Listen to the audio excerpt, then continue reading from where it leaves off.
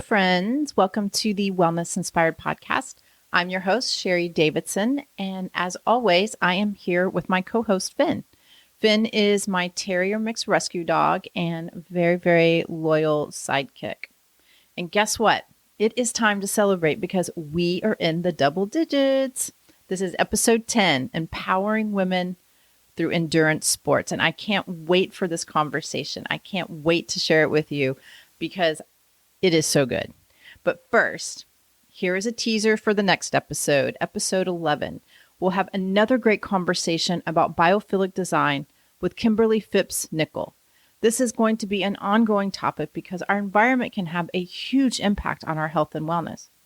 Kimberly is a commercial interior designer and owns Houston Hemporium, a boutique specializing in everything hemp, clothing, textiles, and high-quality CBD goods. It will be a great conversation, so I hope you join us. All right, let's jump into our topic of the day, empowering women through endurance sports. And before we start, I would like to say that I am trying to stay consistent with posting an episode bi-monthly. But spring is here and things are ramping up, and I got a little behind this month. I'm about a week behind, so my apologies, but I have a very good reason. And I'm going to use that reason to introduce the topic of endurance sports. And I want to give a shout out to my friend Jeff Chafin. I am so proud of him and his accomplishment. Last week, I was recovering from supporting him in a huge race. He was the first athlete with disabilities to complete the Texas Independence Relay on a hand cycle. That is huge. And for those that don't know, the Texas Independence Relay race starts in Gonzales, Texas, and ends in downtown Houston. It used to end at the San Jacinto Monument, but now it ends downtown at the Sabine Bridge. It's right on the edge of downtown Houston. Usually there are teams of 12 runners that hand off a baton across 188 miles. Jeff decided to set a goal to hand cycle the route solo. It was something he had never done before. Endurance races are tough. You have to dig deep over and over again and keep going if you want to accomplish your goal. For him, this race was 28 hours. There was a lot of pain, physical exhaustion, tiredness, and an ever-changing mindset, and of course, the unexpected. These races test you. They push your limits and show you what you're capable of accomplishing. Jeff pushed through like a champ. In the pain, exhaustion, tiredness, ever-changing mindset, and the unexpected, he never lost the spirit of what he wanted to accomplish. The first AWD athlete to complete the Texas Independence Relay on a hand cycle solo. And I felt so honored to be a part of the crew that supported him along the way. Huge accomplishment and very transformative. You are never the same after an accomplishment like that. And I wanted to share this story, one, because I'm super proud of him. Two, I think it's a great lead-in to our conversation with Istra. Istra Bauza is a triathlon and lifestyle coach aspiring to help individuals and the community form healthy habits and become the best version of themselves through multisport, triathlon, integrative lifestyle changes, and fitness programs. After doing triathlons for many years in 2015, Istra became an Ironman triathlon and swim coach, specializing in female triathletes. Her mission is to empower other women and show them how setting goals in endurance sports can build resilience, increase self-esteem, and confidence.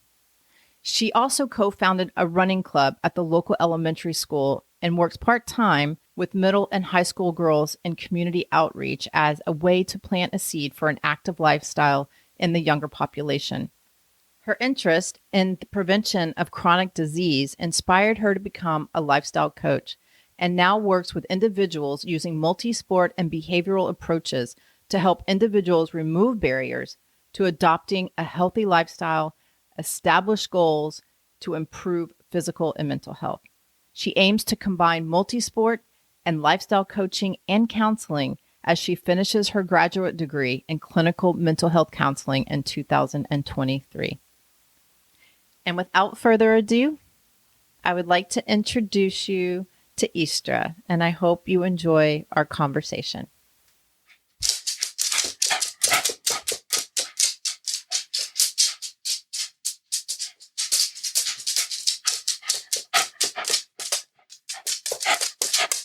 Hi, Istra. How are you? Hi, Sheri. How are you? I'm doing well. Thank you so much for coming onto the podcast. It's a Tuesday humid morning in Houston.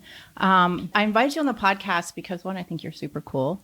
Thank you. And you have a great story, which I didn't know until I read your blog post. So super excited for you to share that here.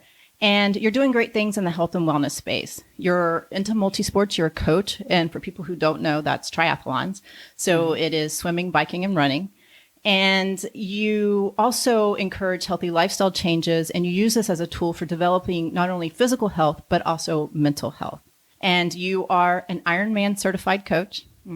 You are a USMS swimming ALS instructor. You can explain, what's the ALS? It's adult learn to swim. Oh, okay. I work with adults that I've never done swimming before. Okay. Well, that's really cool. I needed you whenever I did my first triathlon.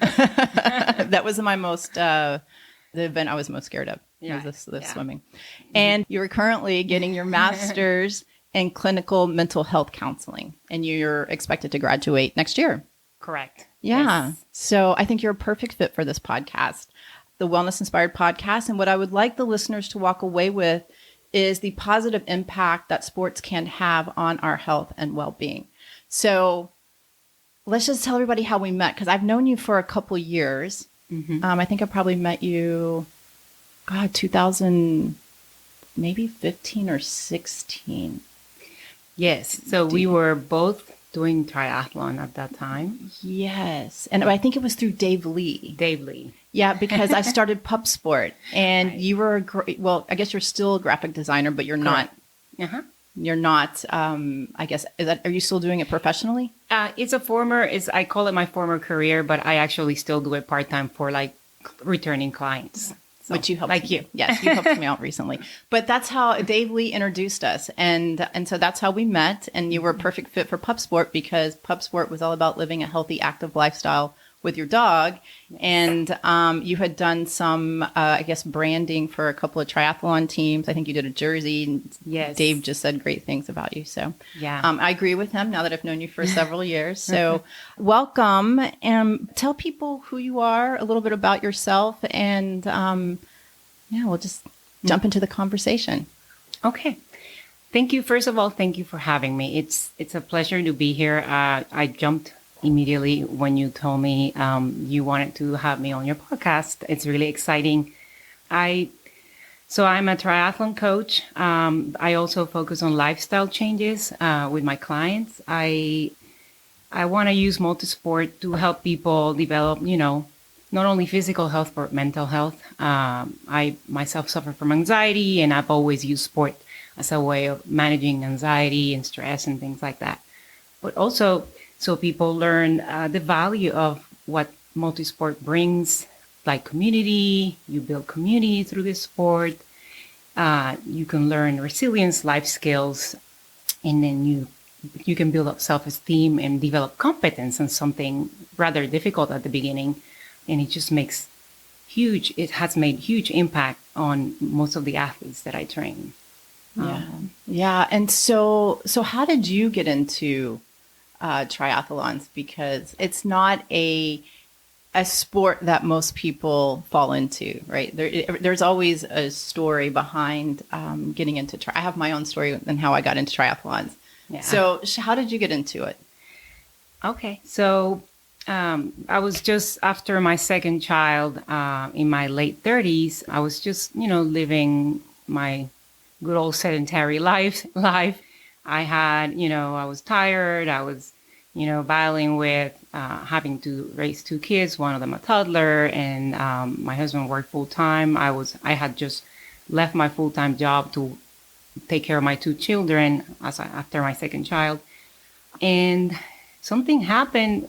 This is part of my story, is that I think one of the main events that had that moment where I kind of like switched a mindset was that I had a loss. My adored dog passed away, and I started feeling really, really low and depressed, and I needed an outlet, and basically started walking I basically waited a year, but then went and adopted a dog and started walking that dog, and that became a process of the dog walking and then me walking the dog. And then, fast forward, my husband started doing cycling, and then somebody invited him to do a triathlon. And I said, you know what, I'm just going to start running a little bit here and a little bit there. And then he insisted that I try a triathlon. And it's like, oh, why don't you give it a try? It'll be fun. And I was like, no, I'm not going to do that. It's too scary. I was scared of the swim, scared of being in groups of people, riding bikes. So long story short, I did my first try, and it basically changed everything. Yeah. Yeah, it's amazing how sports can do that. And just going back a little bit off the subject, when I read your blog post about your dog and how you got into triathlons, I thought she was even more of a perfect fit for doing pup sport. Yeah. I felt I gravitated to pup sport. The whole theme of it was just like, oh, this is perfect. Yeah. I didn't know that. And it's those little things that get us moving, right? Yeah. So I love your story and how you got into triathlon. So, but how did you get into, obviously you love them so much, you benefited from them so much that you decided to become a Ironman coach. Yes. So this is the part where triathlon and multisport played a role. After doing, triathlon for 6 years, I started seeing how the sport was transformative for a lot of people, not only me. So I had a friend at that point that had just finished a certification, an Ironman certified triathlon coach certification. And she said, let's just do it together. And it's like, I said, yeah, I'll do it. And then I realized that when I did that certification, I knew more than I thought I knew. So I was like, wow, so this is really not only inspiring, has been always inspiring to me. Now, I have the tools. And basically, it just somewhat doing triathlon and multisport ignited a sort of purpose, where I decided to, I wanted to get that good feel that I get from triathlons. I want to be able to inspire others to do the same and see the same benefits that I saw, because triathlon has made me a stronger individual. Yeah. And as a woman, has given me empowerment, and I'm just a more vibrant woman altogether. Because of it. Yeah. Because of it. Yeah. So, and I know because I've done one. I did Ironman Texas. Yeah, but I've only done one. Task. It's not a small task. I've only done one full Ironman. I've done several halves. Okay. But it was, kind of the catalyst for me was that I was dating somebody, and then it ended, and I said, that's it, because I knew it was a huge commitment, right? Yeah. It's a huge time commitment. I was like, that's it. I am going to train for an Ironman. Yes. That was my motivator, yes. Right? Like, I don't want to date. I'm going full force. Absolutely. But that was the thing that motivated me. And I want to ask you this, but the thing that kept me going through it all was the community and my team. Yeah. Of the people that I met. Yes. Yeah.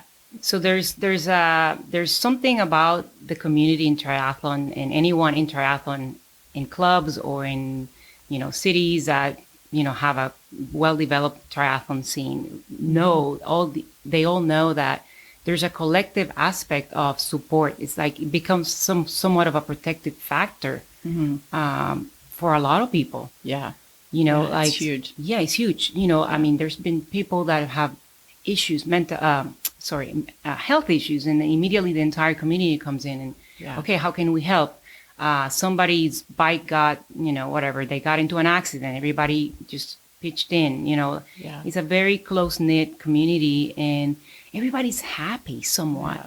Nobody's talking about, I realized after being in these groups that we have not asked what we do. I don't even know what my colleagues here do in triathlon. And it's because we're so into the sport that it's almost becomes like a family. Yeah. Yeah. I haven't done a triathlon in a while. I'm running now, but people ask me all the time, they'll say they hate running. Right. Yeah. And I'm like, well, I found a community. Right. And the community is what keeps me running, right? Yep. And I think that there is a lot to be said for that when people are trying to change their behaviors too. True. Right. And how important, if you want to make sustainable change, community can be a big part of that. Yes. Yeah. Yes. It is big. And that is what kept me going and doing Ironmans. And I will say that the other thing that kept me going doing an Ironman was the thought that accomplishment and how I was going to feel after that accomplishment and where it was going to put me, right? It's like you enter into another space in your life. Yes. That I don't know, I can't articulate it. So maybe you can, but I can't, but maybe it is like a resilience. You become more resilient or you become more confident. And maybe that's what it is.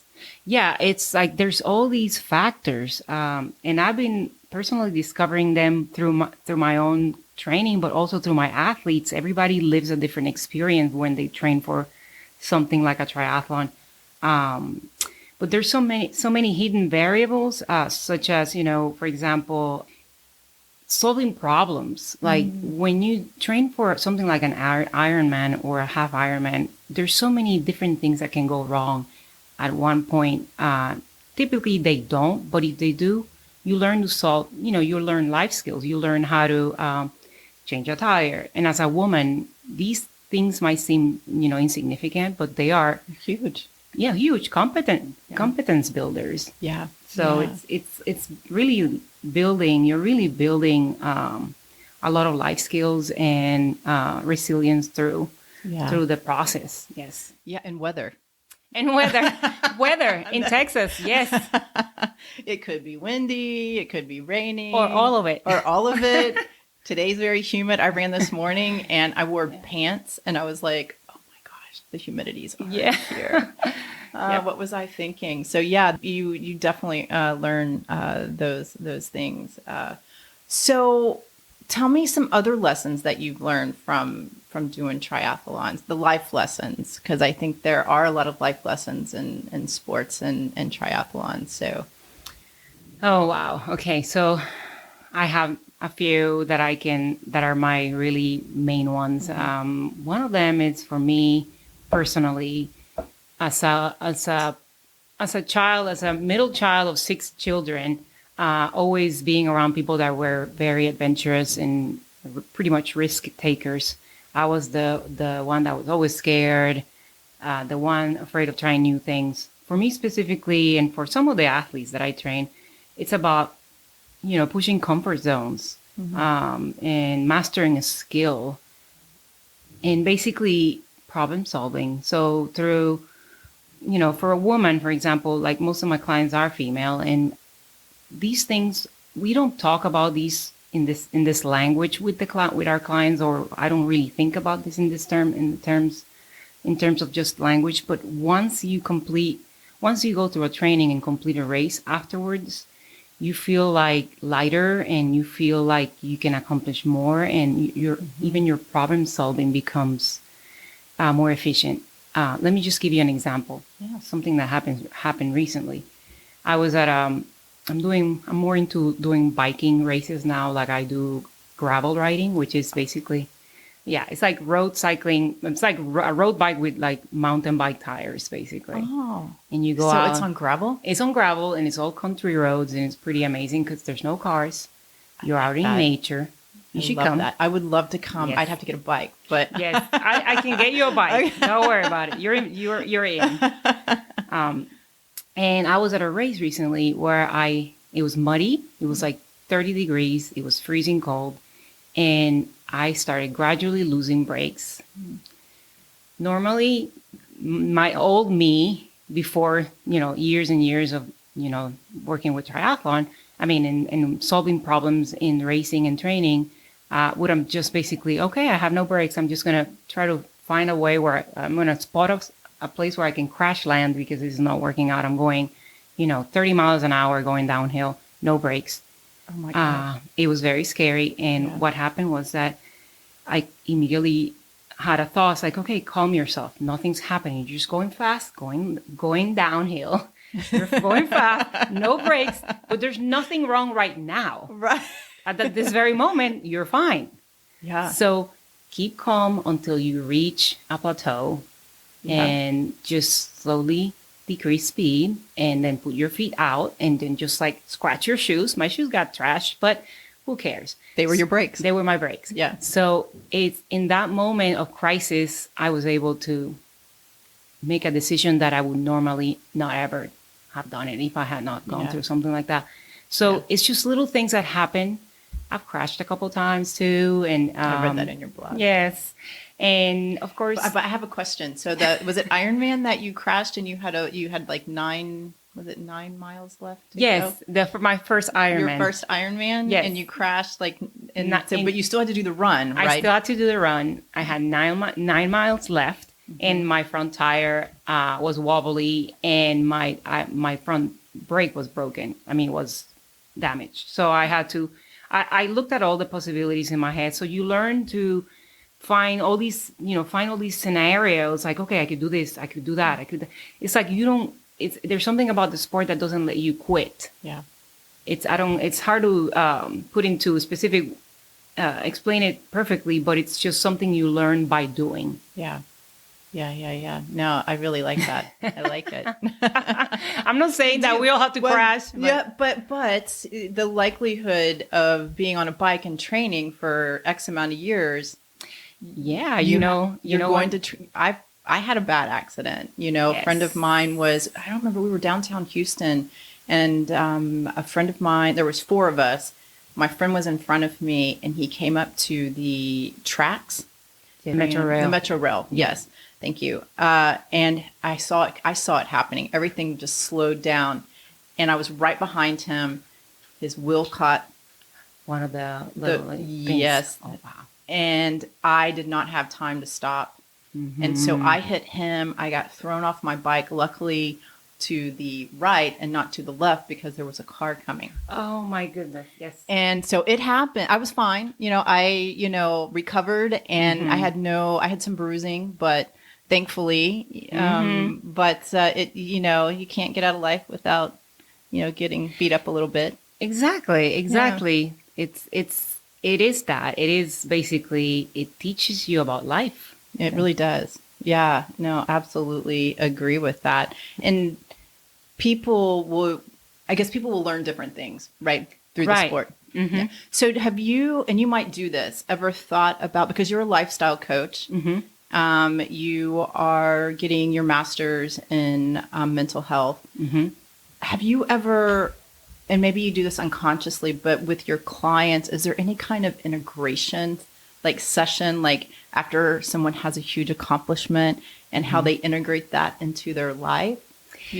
So yes, so that's a great point too that we can I would try to explain it. It's not something that I plan for every athlete, because what I'm realizing is some athletes have more insight into these things than others. But generally speaking, we do go into, there's something that I always ask, and a lot of coaches do this. It's like we write, or the athlete writes a post-race race review, but like lessons, they write, what did you do? What worked? What did not work? Of everything I told you and everything you did, decisions you made, plus like review the race and things. But a lot of the athletes go into reviewing their own performance. And when we review that together, we go into the conversations as, like for example, a lot of what happens is that some of the athletes underestimate, a lot of the athletes that I work with underestimate their abilities. For example, someone who, a recent athlete that just did, a 70.3, a half Ironman, thought like the swim was going to be very scary. And then once he went out there, he realized, and he basically swam way better than he thought he would. So like things like that, we just basically look at how all these things play in, and then they will write their stories at the end. And it's important because I really enjoy the mental health aspect of doing a narrative as to what happened at this race and how can we better ourselves, either for a next race or for a future event or things like that. So through those conversations we have after they write their reviews and their do's and don'ts and things like that, we just we see some things.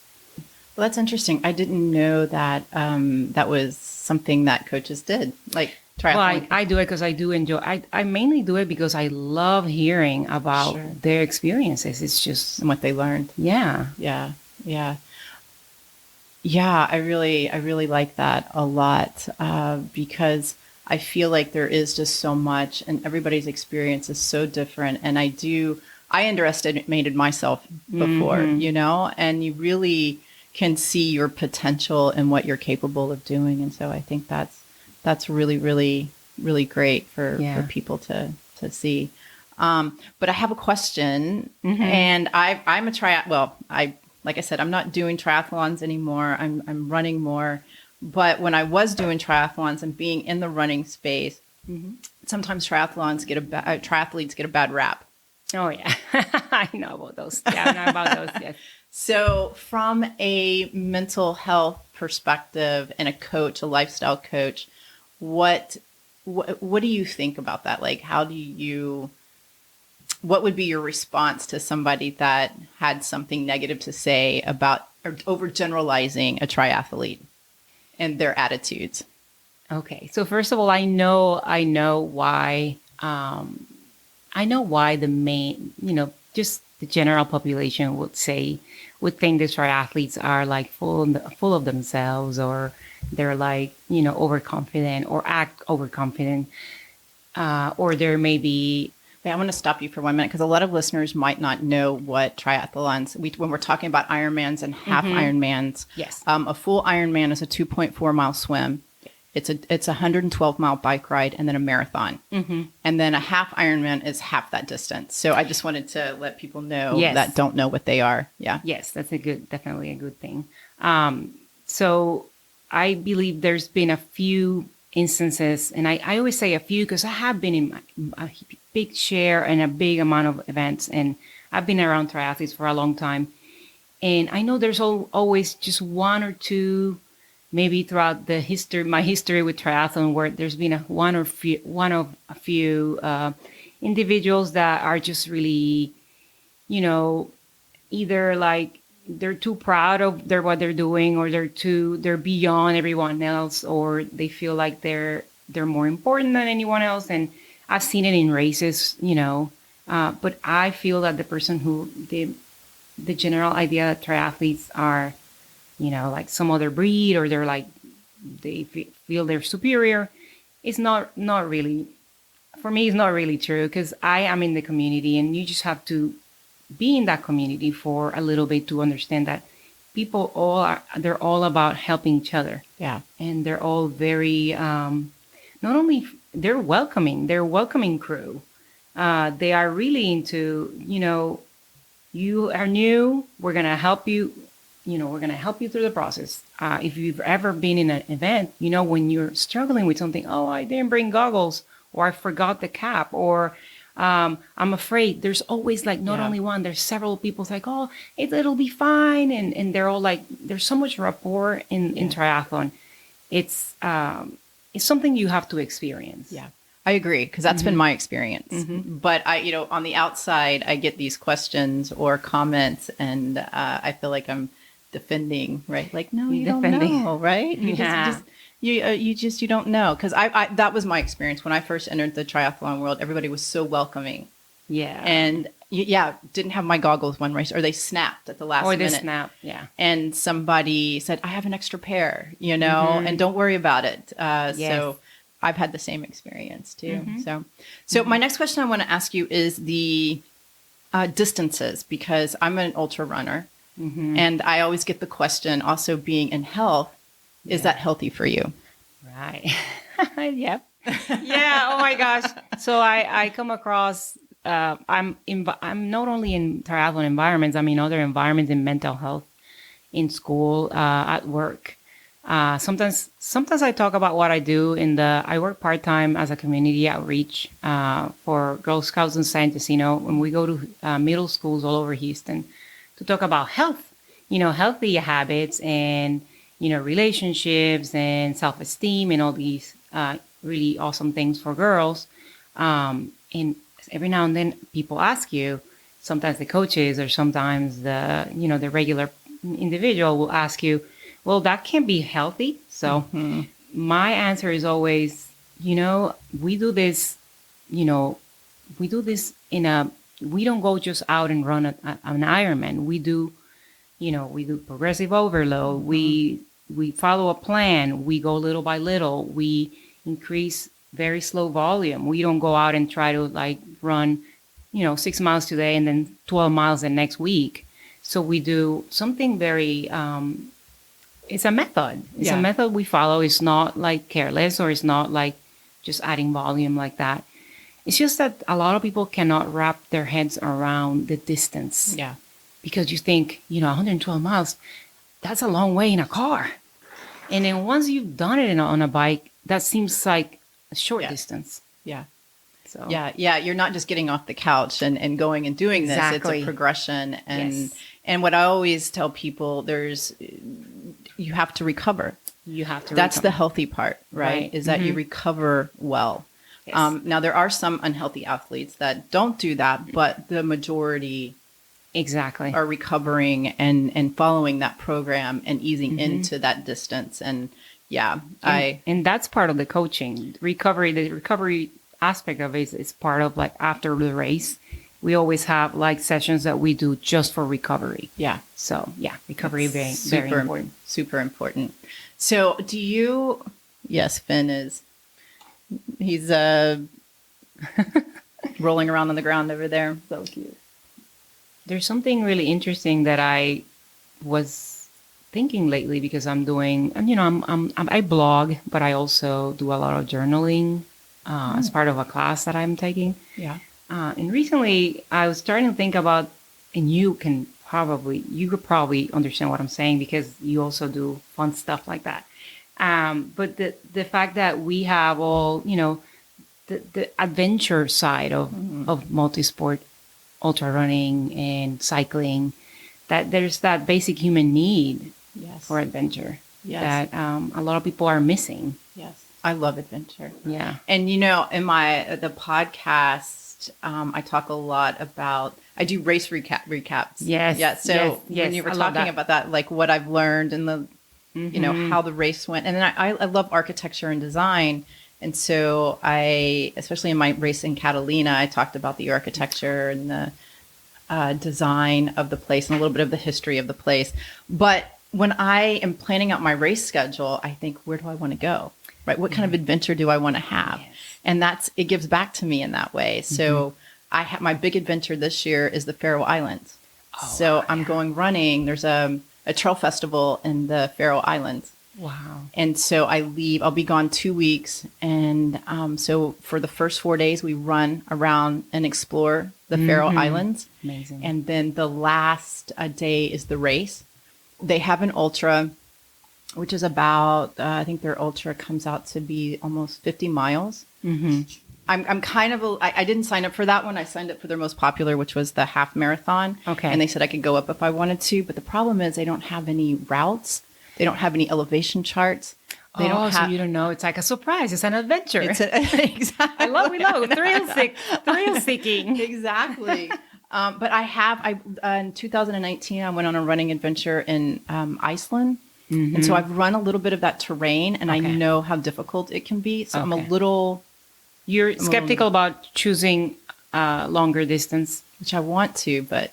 Yeah, I figure I'll be running for 5 days there, so maybe that's enough. Yeah, but yes, I think adventure it keeps life exciting, and it is a basic human need for sure. Yeah. And you all, do you know Maribel?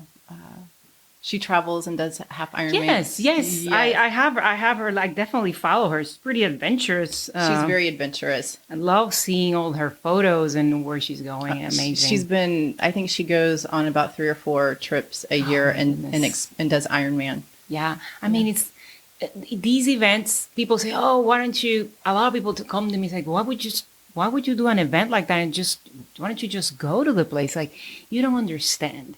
I always say that you get to see the land, you get to see the towns firsthand, you get to see, if you like outdoors and being in nature is the best way. Yeah. So for me, it's just, as long as I'm outdoors watching the beautiful, the the scenery in the town or the city that I go, I think that's worth it. Yeah.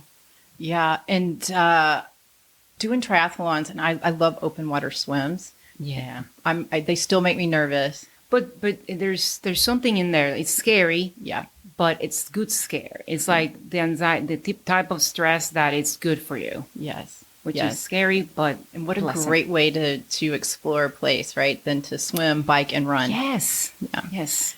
Yeah. Run through. Because you did Puerto. You're from Puerto Rico. I grew up there, and Yeah. I also enjoy like open water there because it's like the swim. You know, the water is blue. You might see dolphins. Now, some people were saying that now there's a migration of whales going in there. Wow. So it's it's not that I like sea life. I don't want to come across a lot of sea life, but basically it is so beautiful that now every time we go, we kind of pick an event like either crossing the bay or something where like we get Crossing the bay, swimming. Yeah. So we've done stuff like that, and there's that element of adventure and a little intimidating, but still also it's so pleasant to be in the ocean. I'm going to say it wrong, but have you heard of Otillo? Otillo? It sounds familiar. It started in Europe, and they are swim runs. Yes. Okay. Swim runs. And I've been following them for a really long time, and I was like, maybe I should go to Europe and try one of these. And they look super fun because you swim, you run, you swim, you run, you swim, you run. And they have different distances. I think the longest one, their longest is 24 miles. Yeah. But they opened one up in the States. Okay. And it's on Catalina Island. Oh, wow. 2 harbors. Amazing. Yeah. And so they've had 2 so far. Okay. And I've looked at it, and I was going to do it this year.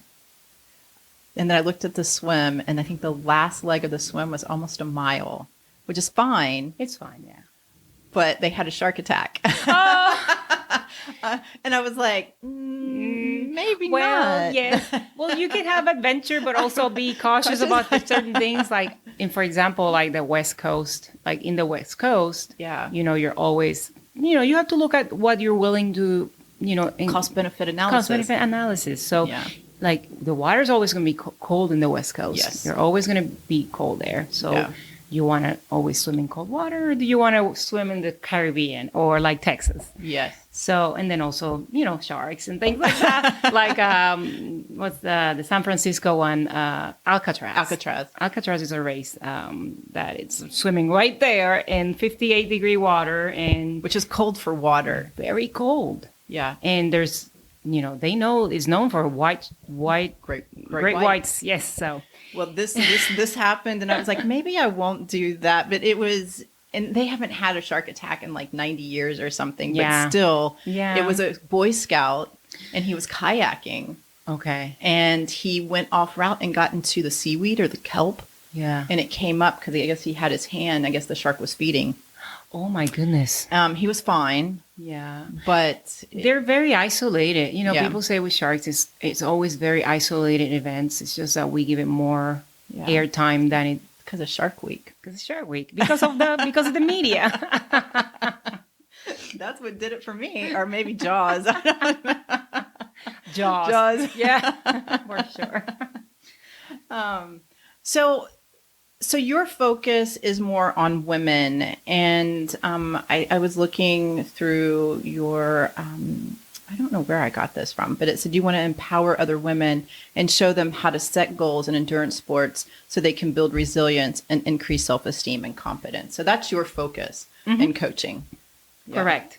Yeah. So basically, what I do enjoy and what some of at least half of the athletes that I work with come to me for, they're trying to get active, and they sometimes have done one sprint triathlon, or they have raced before. Mm-hmm. Sometimes they haven't.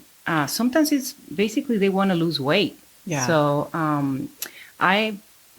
some of the athletes come with all sorts of reasons, or they have like a preset goal in their mind. Sometimes we work with those goals. Sometimes we modify them a little bit depending on, because I love, basically mentoring my athletes as to, these are the things that you could be doing, because sometimes they tend to, a lot of the women that I work with tend to go like, oh, maybe I can do a 5K. It's like, well, maybe you can do swim, bike, run. Maybe you can learn to ride the bike confidently. Maybe you can.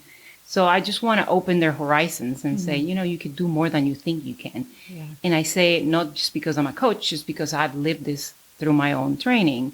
I surprise myself every race, and I want them to understand and learn that. Be it, signing up for a 5K, for example. Some people find that intimidating. And I think that setting goals like that, like I'll help you figure out what goals you should do and do them in a way that is not intimidating or that intimidating for you. But yeah, it could be a 5K, it could be a sprint try. I've had people that want to go straight into, I want to do a half Ironman. Yeah. It's the first race and they want to do a half Ironman. I go say, yeah, how much time do you have to train? Yeah. And I always go back to, I don't want to, take anyone's dreams from their pipeline, but I want to say that I want to be realistic too. And I'm also the voice of reason to some of the people that want to do half Ironman in 4 weeks or in 2 weeks. And they've never done couch to 70.3. 4 weeks. Realistic goals. It's about smart goals, right? Smart goals, right? I mean, you could do it, but you might hurt yourself. Exactly. Yeah. And I'm not going to be there. Yeah. I'm not a coach that will promote something that will get you injured long term. Yeah. Because then you're out. Yes. And they need to be sustainable. Yeah. These goals are as much as to complete a race as to sustain these habits of staying active. So yeah, because that's the ultimate goal. I know, and when I talk about wellness, exercise and movement is a pillar of health and wellness, right? Yeah. It's probably the number one. Yes. Maybe sleep and recovery. Yeah, but it's been proven over and over again the importance of physical movement, right? That we've got to move your body, right? And so I talk a lot about that on the podcast. I talk a lot about my running again, but I always stress that I talk about running because that's what gives back to me. The important thing is that you find something that is going to give back to you that you can sustain, right? Because I can tell everyone to go out and run because that's what I do. Right.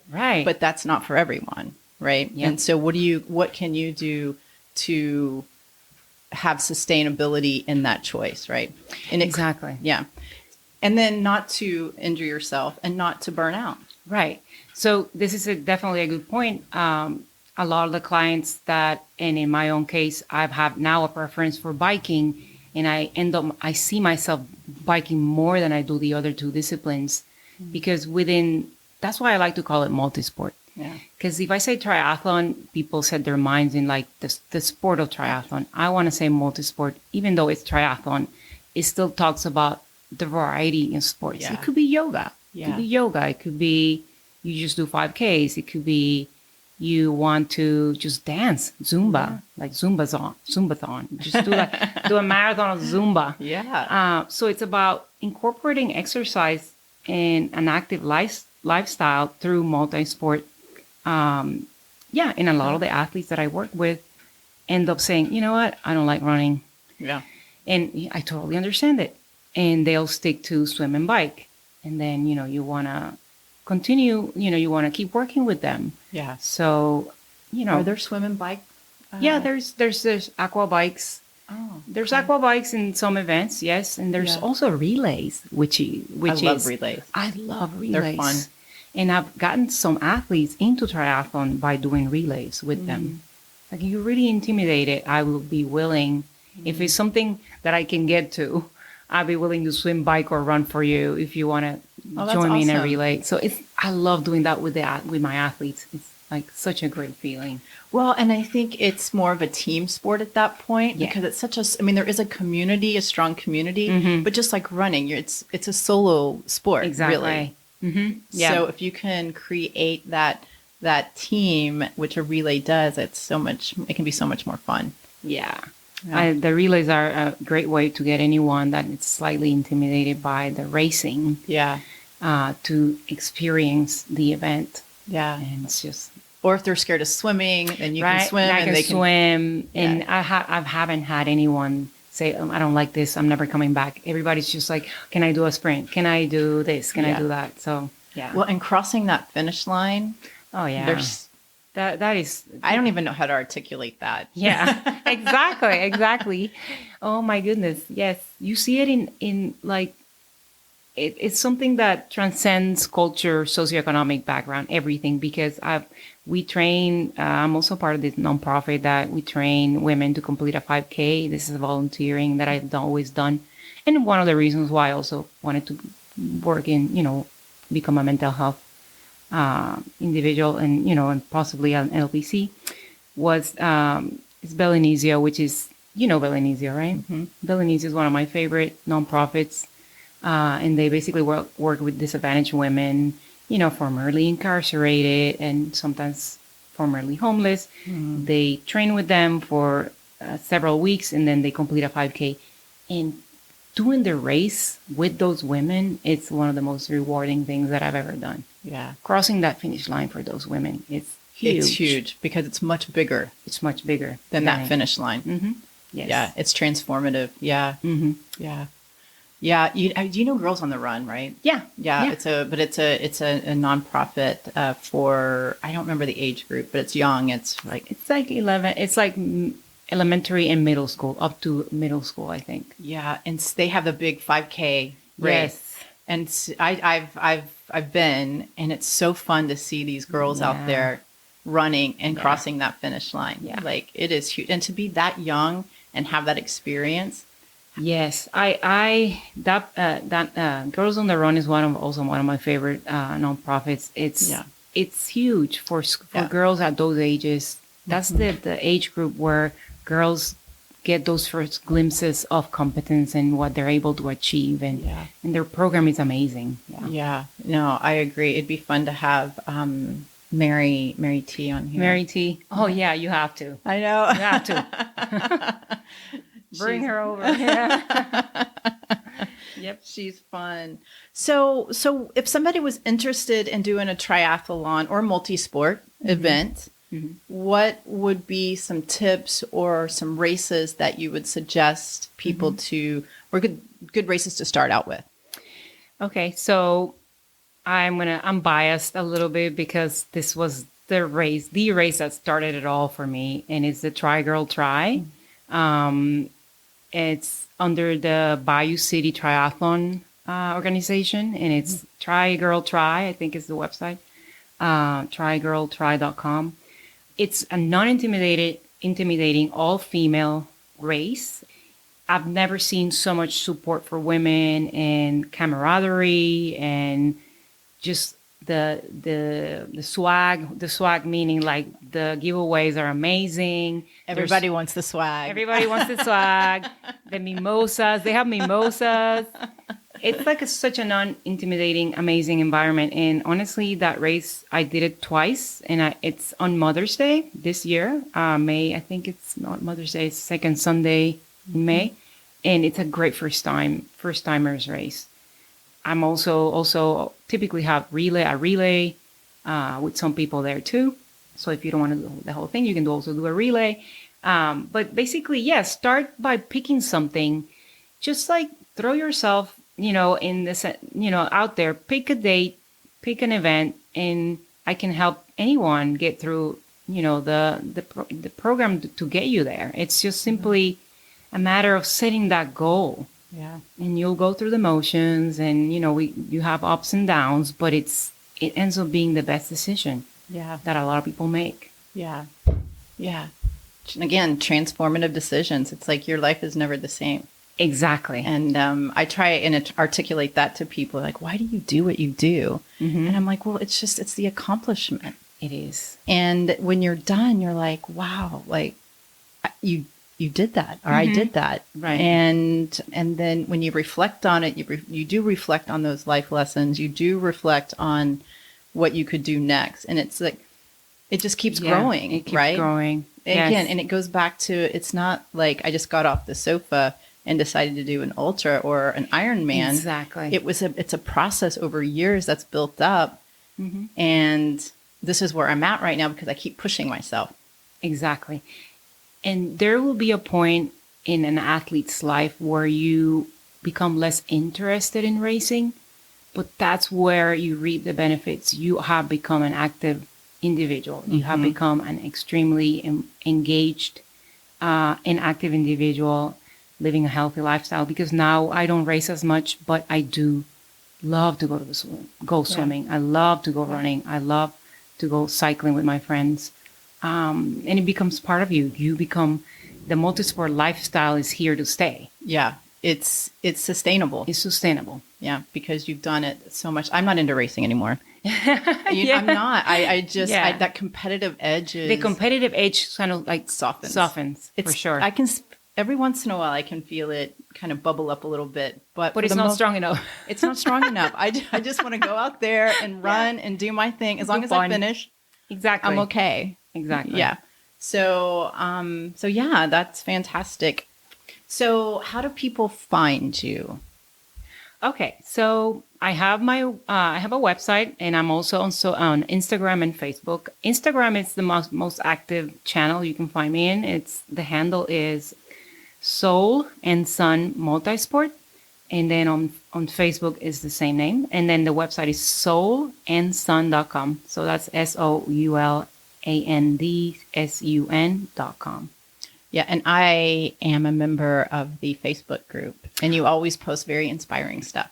Thank you. Thank you. I love posting inspire. I want to inspire. I mean, I get inspired and I immediately want to share it with the world.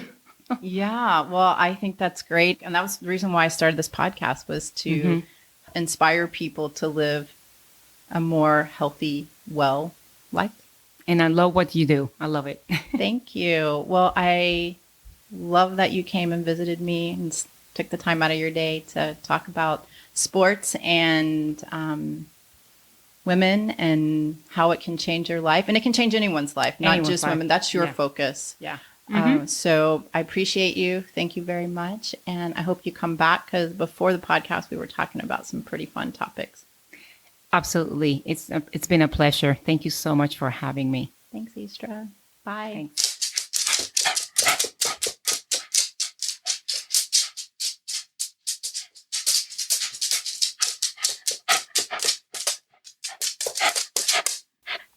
Okay, what did you think? I love this conversation with Istra. It resonated with me because I have grown so much from endurance sports too. I would not be the person I am today without participating in them. I have definitely learned problem solving, resilience, confidence, and competence from participating in endurance sports. But there's another thing that I have learned, something that we didn't talk about. But Istra said everyone has their own takeaways. They have their own experiences. And the other thing that I have learned from endurance sports is humility. Sometimes it's not your day or your race, and it forces you to face failure head on. There have been 2 races that I have not completed, and 1 race that I did complete, but not within the time frame. I quit a half Ironman in New Orleans. Was not my day. I was not feeling it. And the swim was incredibly rough. And there was a lady panicking beside me. And I swam her to the side and I quit too. I just was not feeling it that day. And there's Comrades Ultramarathon in South Africa. It was a 56-mile race. And I had to stop at mile 45 due to being sick. And Bryce Canyon 50K, I completed, but did not complete it within the 11 hours. So those were the 3 races that got the best of me. And all 3 of those races, I had to wrestle with my ego. I couldn't believe I didn't finish. I couldn't believe this happened to me. I couldn't believe all of these things. And once the wrestling is over, it's humbling and it's grounding and it's good. That's how life is. We don't always reach our goals. Things don't always turn out the way we want them to, but it can still be transformative. You reflect, you learn, you pick yourself up, and you get back out there. There's so much more to be said about this, and we'll continue the conversation because I love this conversation. But for now, I'm going to call that a wrap. If you like what you hear, please subscribe to the podcast and share with your family and friends.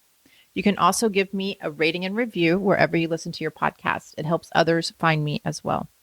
To get updates on new episodes and wellness inspiration in your inbox, please join the Wellness Inspired community. Go to wellnessinspiredpodcast.com to sign up, and I'll put the link in the show notes.